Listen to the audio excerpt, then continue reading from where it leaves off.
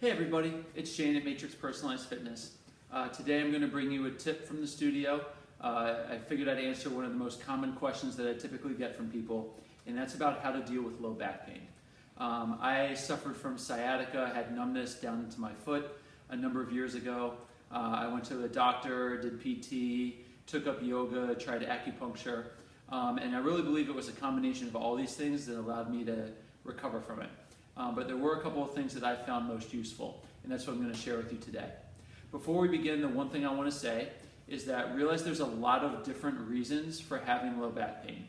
So if you're having non-specific low back pain, just kind of like a dull achiness across the lumbar spine, that's something you can probably deal with, but it is always a good idea to go to your doctor and have things checked out. If you do have sensations radiating down one leg or another, definitely go to your doctor, have them investigate it. And what you're really looking for from your doctor is a chance to go to physical therapy. The best route to take care of pain is through movement and exercise before you try and do anything surgical. And just one point to prove with this, oftentimes people will go and get an MRI and they'll find out they have a bulging disc or an issue like that. And there's been a number of studies that show that they take a cohort of people who don't have symptoms of low back pain, and they take a cohort of people who do have symptoms and suffering from low back pain, and they do imaging on both of them, and both groups tend to have about the same amount of bulging discs. It really just comes down to whether your body is seeing that as a threat or not, and it doesn't mean it isn't something that shouldn't be taken care of, but you should definitely want to make sure you're starting with non-invasive exercise and things like that. So with that being said, I wanted to share with you some of the things that really worked for me so that you might be able to try them when you're having issues. The first two are actually some very simple stretches. The first one is what you would need is simply just a countertop, and I'm going to demonstrate it for you here with this block and the table that I have. It's really simple. You're looking to line up your heels right underneath of your hips. You place your arms out on top of the countertop, and then you let your chest start to sink down through the middle, and you're just going to hang out there for a minute or two, giving your muscles time to relax. Because quite often what's going on in most of the non-specific low back pain, again, the ones that are localized to the low back, is actually a muscle spasm that's constant because your brain's thinking things need to be held safely together. So what this exercise looks like is very simply, as I mentioned, hands come onto the bench, you line up your heels right underneath of your hips, you take a breath in, and then just sink your chest down, spending about a minute. I'm not going to spend that much time there, but it gives you the idea. And that really gives your body a chance just to relax, allow the muscles to let go, and hopefully it will start to help make things feel better. It was something I did every single morning when I got out of bed while I was suffering with low back pain, and it's still something I do to this day because prevention's the key. The second exercise is called a Piriformis Stretch. Piriformis is a muscle that runs from your hip around and attaches onto your sacrum. And for a number of people, the sciatic nerve actually runs right through this muscle. So if it's aggravated or inflamed, then it's possible that you're having issues because that muscle is actually pressing on the nerve itself. So to stretch this muscle out, it's very simply bringing your leg into this type of position, keeping a nice long spine, and starting to lean forward. And particularly if you're having any type of issue, you'll feel it very quickly. Even if you are pretty flexible, you'll feel it pretty quickly as well. This again is something you'd want to hold for a little bit, 30 seconds to a minute, really work on breathing through it. And it can be accessed from a number of different positions. You can do it seated just like I am. If you're a yoga practitioner, it's called pigeon pose, where the leg's out in front of you like this and the other leg is back behind you. You can also do it if you need to feel more supported by bringing your leg up on top of a couch or a bed and leaning forward from there. In saying both of these exercises, one of the first things you need to know is that if you are in a bout of low back pain, it's really important that you don't overdo the stretches and the releases. That in itself can cause things to tighten up even more.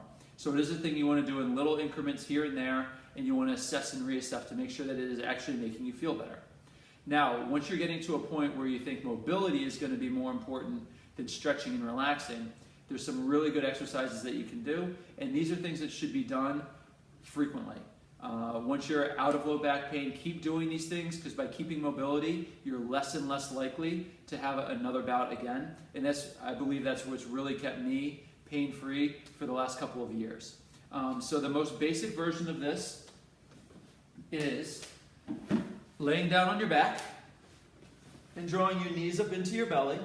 And then from here, you just gently circle the legs out and around, making sure that you don't roll over and trying it in both directions.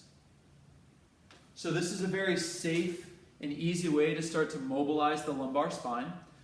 If you are having an issue where you're having the nerve pain going down through, do be careful with this one because you are bringing your spine into greater flexion, which might cause even more issues.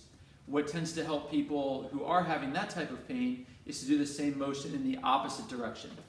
This would look more like this, laying on your belly, starting with your belly flat. You roll to one side, slowly start to come up and back, working the horizon, coming across, setting down on the other side, and then working back into the midline.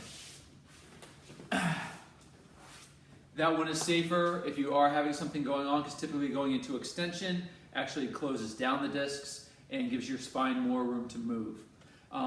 Once you've started working in those, you want to start very small at first, then start to get bigger through your movements. You should not be pushing away and cranking into them.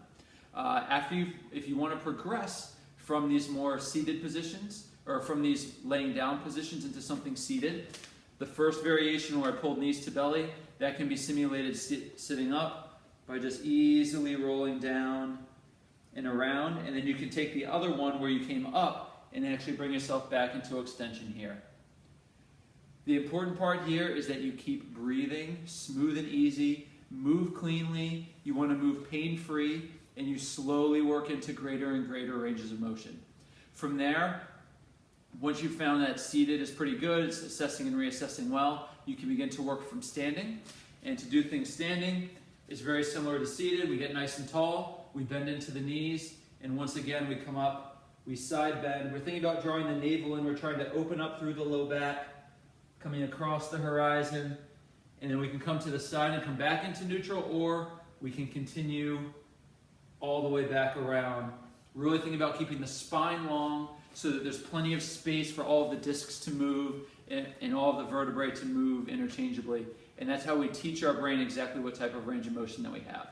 Once you get from there, now you can start coming into lunge positions and other sport-specific things to really help you in whatever activities you need to do.